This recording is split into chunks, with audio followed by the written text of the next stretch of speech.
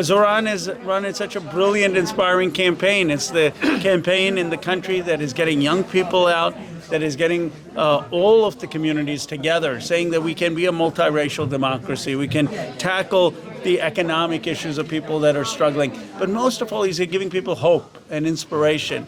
And that's what we need in our politics, more inspiration and hope, not division and hate.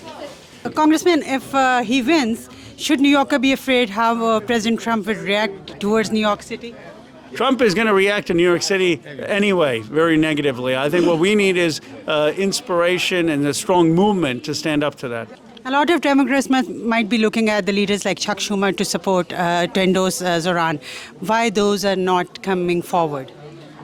Well, look, I think anyone who sees the writing on the wall should see he's going to be the next mayor, and we should unify around him.